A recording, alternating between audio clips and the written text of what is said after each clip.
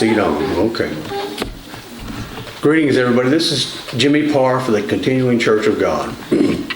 The heavens declare the glory of God, and the firmament shows his handiwork. That which is known of God is manifest in men, for God manifested it to them. For the invisible things of him, since the creation of the world, are clearly seen, being perceived through the things that are made, even his everlasting power and majesty, that men may be without excuse. Romans 1:19 through 20. That was also Psalm 19:1, the first thing I read.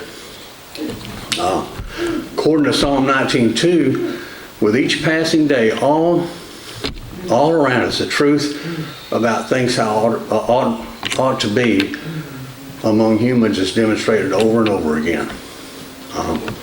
There was a fellow named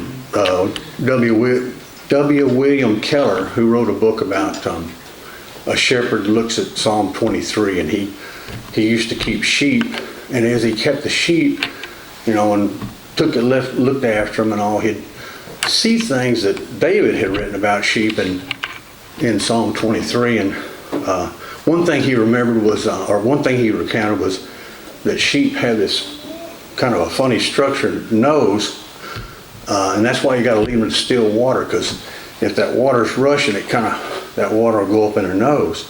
And anyway, the whole book's fascinating. When I moved to Michigan, I had an experience that was somewhat similar to that, except there's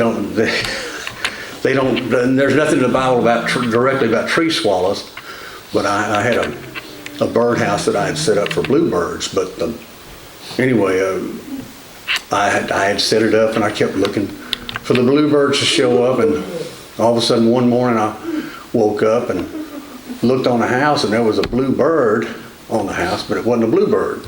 It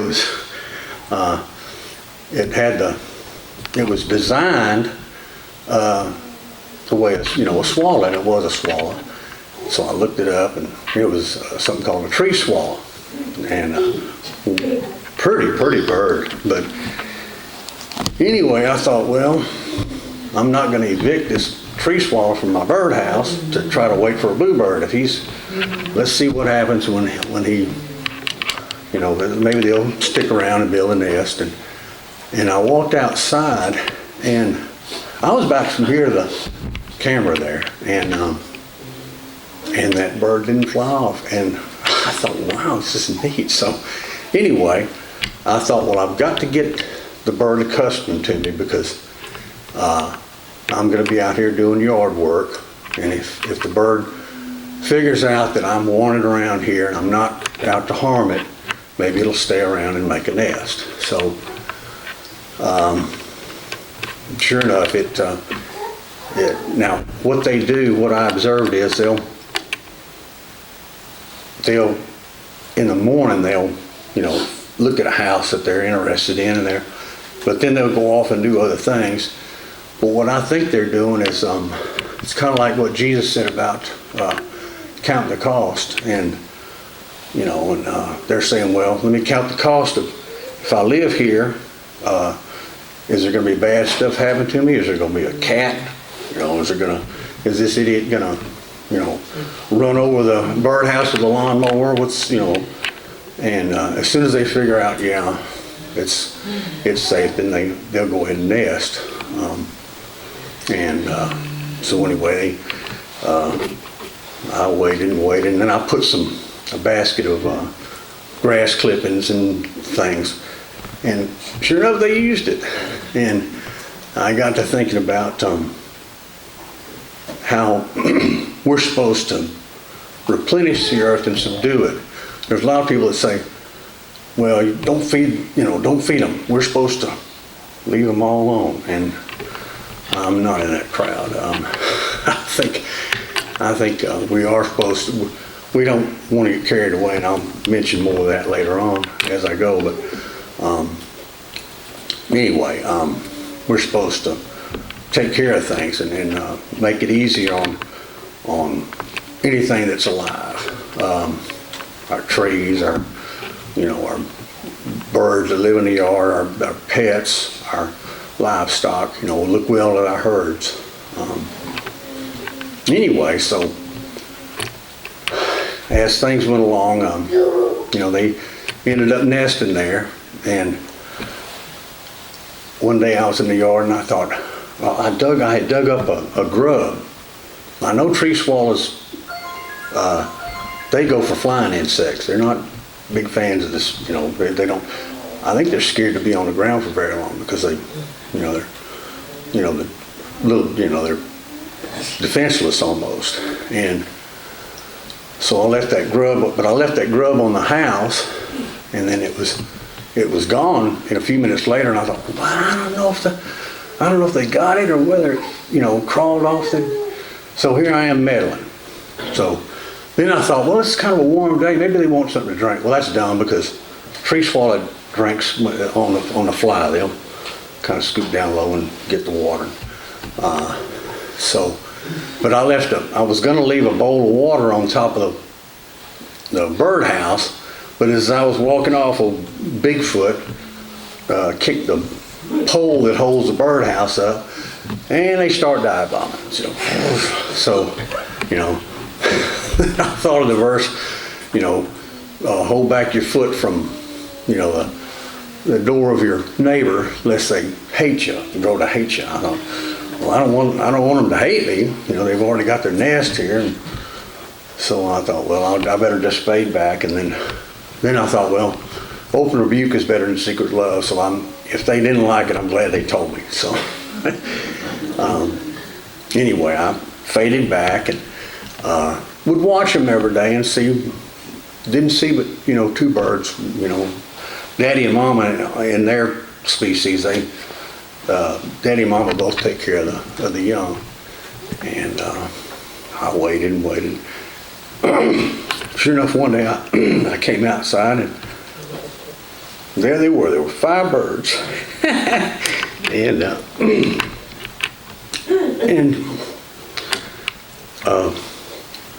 when they saw me, they flew toward me.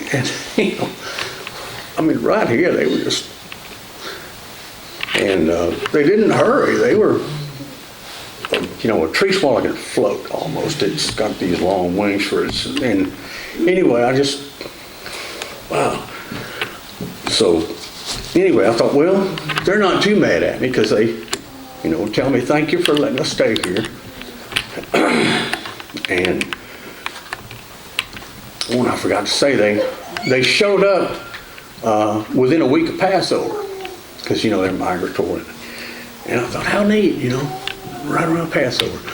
So the next year I thought, well, we're thinking to show up around Passover again. And sure enough, within a week, here were 2 birds within a week of Passover, here were 2 birds on the house. And I thought, wow, that's neat. And when I first saw them, I was wearing it was a cold day, and I was wearing an orange, some people call them toboggan. I don't know why I thought a toboggan was something you rode on in the snow, but anyway, a cap. And so I was tickled when I seen the birds, so I saw a neighbor down the street, and I was bragging to her about my birds, and I pointed over and I said, see, there they are, they're flying over the house, look at them. And all of a sudden, one of them came over, and it kind of circled, and it went around and around and around and around me, and then about a foot off the ground, it turned straight up, and I thought, whoa, and I looked over at my neighbor, and her mouth was wide open, and her eyes bugging out. And she said, did you see what that bird just did? And I said, wow, it's pretty cool. And then I thought about what Jesus said about if you confess him before men, he'd confess you before his Father. And I thought, there that bird was, confessing me before all his buddies, saying, this guy's pretty cool, he's flawed as all get out, but he gave us a house, to stay in. And anyway, later on, I read that well, okay, hold it. Then I saw, a couple days later, I saw a bunch of them arguing over that one house, and I thought, well, wait a minute. So they told their buddies about this, and now everybody wants to live in the house. So, so I went and I got one more birdhouse, and then I built one. And as I was building it, I had the pieces cut out and had the hole drilled for the entrance. My 1.5 inch hole that I'm supposed, it's not supposed to be any bigger to keep the starlings out. And just had a pile of lumber on the ground because I hadn't nailed it together, and I got drawn off. Just the neighbor wanted something or whatever, it took me off the deal, off my job. And when I came back, there were swallows on the ground and hovering around that pile of wood. And I thought, look at this. Faith is, the substance of things not seen. I mean, I saw the house, but it wasn't put together.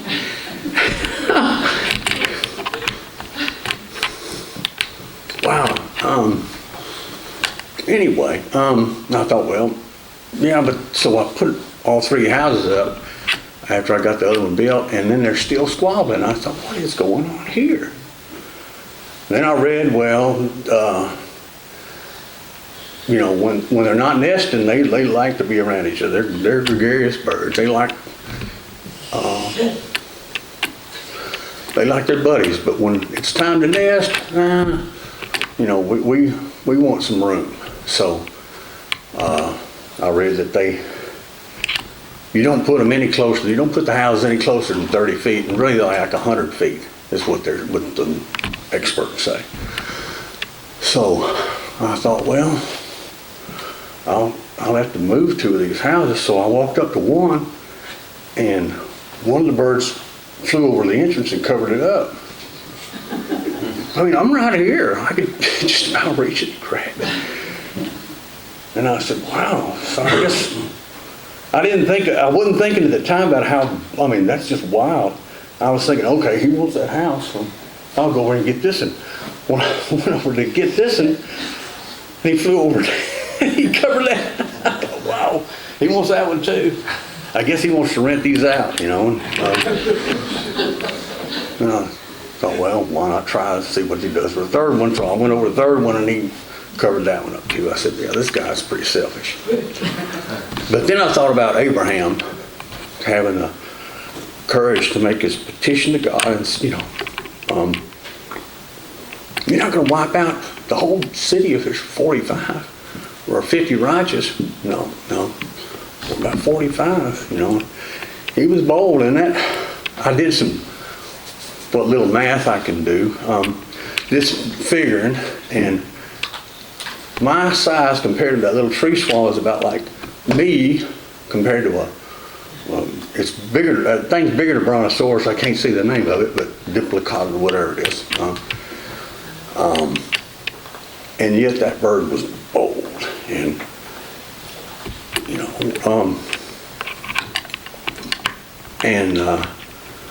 we've got to be bold like that. We've got to be humble, but we have to come boldly before that throne of grace. Anyway, so I thought, well, I've got to get rid of 2 of these houses so they'll all be happy. So I pulled one up out of the ground, and first I asked the neighbor. I said, "You mind you mind putting a birdhouse in your yard?" Because I said, I got to separate these birds. So, oh yeah. So I pull one up, and as I'm marching down the street, those birds are circling the house. I had never seen anything like it. I've fed birds before. I'll see one on a wire, and if I'm digging in the ground and I see a worm or something, I'll put that worm out there, and the bird will jump off the wire and get the bird.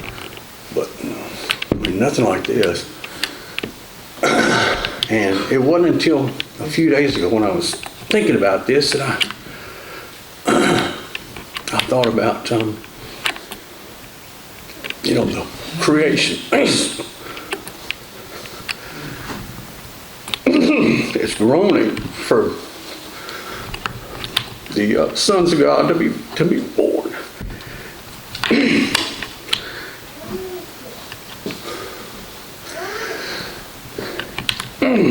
And I really, the creation wants man to get straightened out,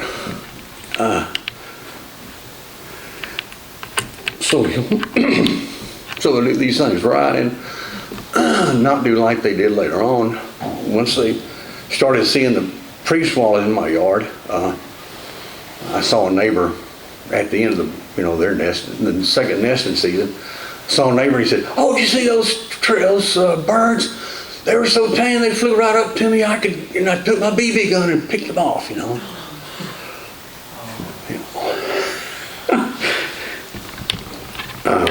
The creation is groaning to put a stop to all this nonsense. A bird. It's just, what's a bird? But Jesus said, even the sparrows, and not one falls. I don't know about it. And think about the birds. If he knows about that, surely, and I know he sees what's going on with this war stuff, and I don't know. I've forgotten the stats on how many millions of just Russians died trying to get the Germans out of Stalingrad. And anyway, this creation is groaning for the sons of God. This is groaning for Jesus to come back. May His kingdom come soon.